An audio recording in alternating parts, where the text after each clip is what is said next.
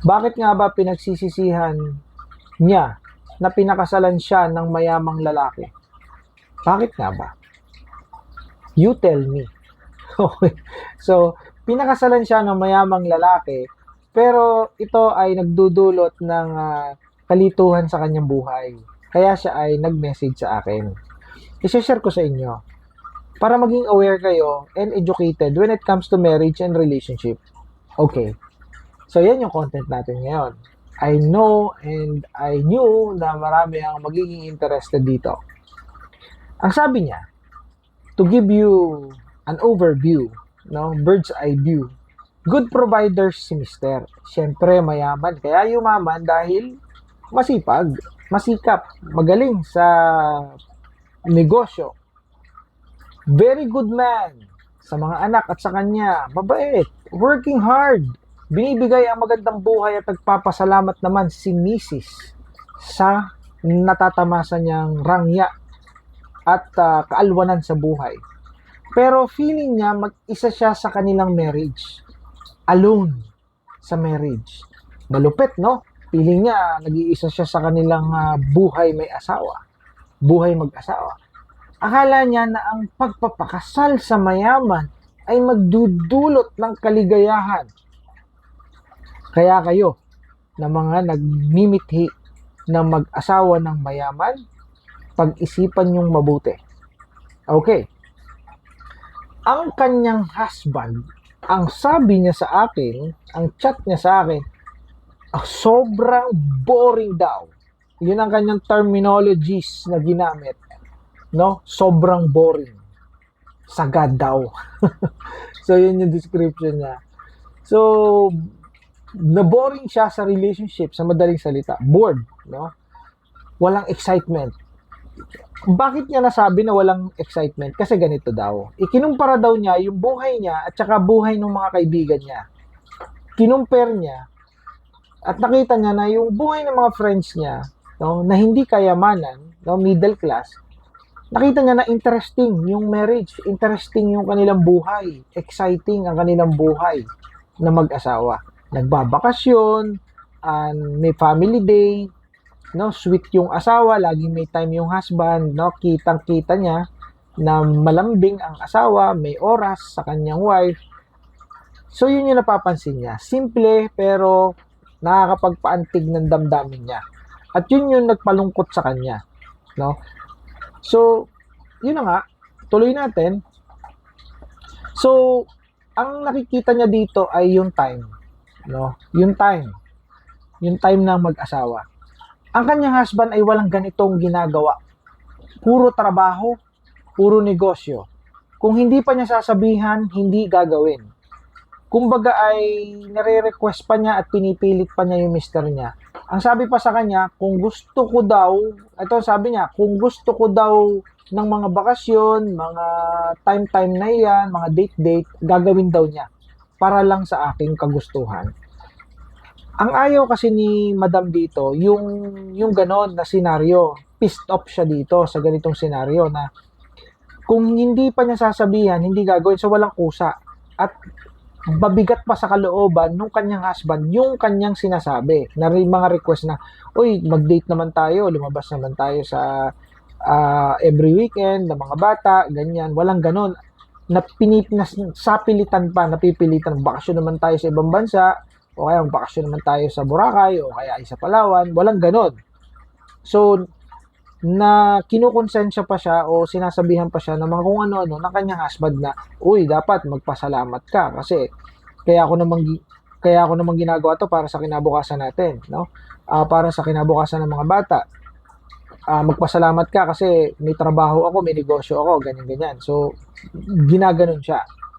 So, walang kusa, walang surprise, sa madaling salita, boring. Lagi niya sinasabi na may trabaho siya para sa stability ng pamilya, bla bla bla bla bla bla. Lagi niya sinasabi na dapat magpasalamat siya, meron silang karangian, meron silang kayamanan, so on and so forth. So sa madaling salita, hindi na siya masaya kay Mister. Hindi na siya masaya kapag nauwi siya ng bahay. Kasi tinanong ko, sabi ko, Madam, masaya ka pa ba pagka umuwi ng bahay si Mister? Are you, waiting for him? Excited ka? Mahal mo siya? Ganun, blah, blah, blah, so on and so forth. You know what I mean, no? Kaya tinatanong ko, hindi na daw. So, from that point, I therefore conclude na talagang si Mrs. o si Madam ay hindi na masaya sa kanyang marriage. So, tinatanong niyo sa akin, sir, saan ako lalagay? Gusto ko pong payuhan niyo ako. Anong may papayo niyo sa akin? So, syempre, binigyan natin siya ng payo. Ayaw kong masira yung marriage nila. So, I suggest na ganito, ganyan, to strengthen the marriage. Ito ang aking takeaway dito. Ito yung punto ko as a summary ng sinabi ko sa kanya. Sabi ko sa kanya, ang marriage, ang relationship ay hindi nagagamot ng pera at karangyaan.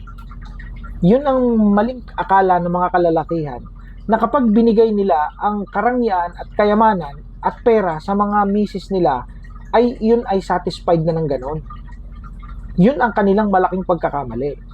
Dahil ang mga kababaihan, oo, mahilig yan, o yan ay naghahanap ng security and stability.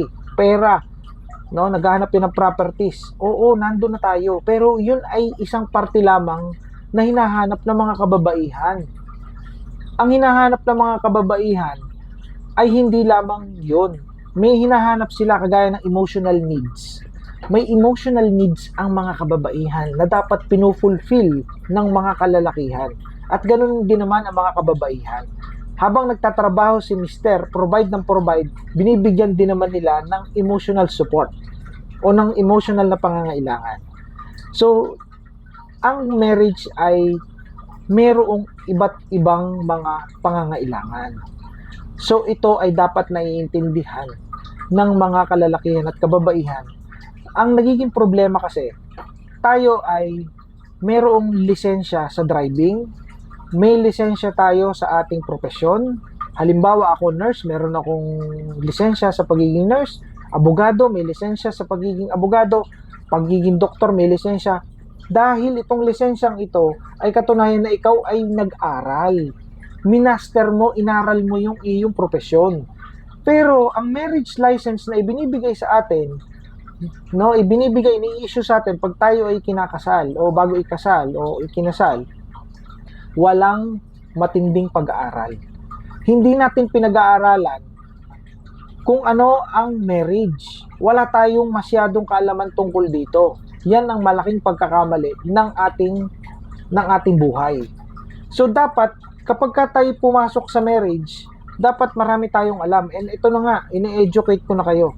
Dapat alam ng isang babae na ang pinasok niya ay ganito, ganyan. Busy ang mga mayayaman. Dapat ay handa ang mga kababaihan. Ngayon, kung ayaw mo ng ganung buhay, then you need to run, no? So, hindi mo papakasalan yon, yung asawa mo, yung ganung klase ng pamumuhay ng lalaki. You need to know that.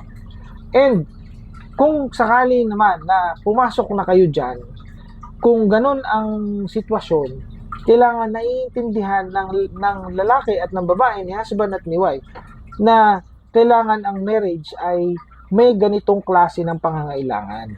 Hindi lang pera. Kagaya ni Sir, kailangan naiintindihan niya na hindi lang pera ang pangangailangan ng misis niya. Kailangan naman si misis naiintindihan na ang kanyang asawa ay mayaman, ang kanyang asawa ay busy. You got my, yung pinupunto ko dito na kailangan ay may malawak ang pangunawa at kaalaman tungkol sa marriage. In this case, sinabi ko sa kanila na nagagawa naman ang paraan yan. So, napag-uusapan yan. So, kung si Mr. ay boring na husband, may chance pa naman na maging exciting na husband siya. You know why? Dahil pag mapera ka, you can do a lot of things to be excited. Kailangan mo lang maging aware na boring ka. Boring yung ginagawa mo. Boring kang husband. So sabihin niya ng harap-harapan sa kanyang asawa in a nice way. Mr. Boring ka. You need to be exciting. Diba? Baka ipagpalit kita sa driver ko o driver natin. Baka ipagpalit kita sa hardinero o kaya ipagpalit kita sa delivery boy. o delivery guy, no? So, it happens. So, you need to understand na hindi ganon ang marriage. It's not about money, it's not about stability. It also involves emotions, emotional needs, and others. Like spiritual needs, physical needs, no? Hindi naman po pwedeng puro emotional needs, puro financial needs. Kailangan mag-sides din kayo palagi. 'Di ba? That is physical needs. Lambing, himasan, karinyo. Yan, you know what I mean. So it's mixed. It must be balanced. And you should have goals in marriage. Ang goal ko, pasayahin at mahalin si Mrs. Ang goal ni Mrs. pasayahin at mahalin si Mr. As simple as that. Bye for now.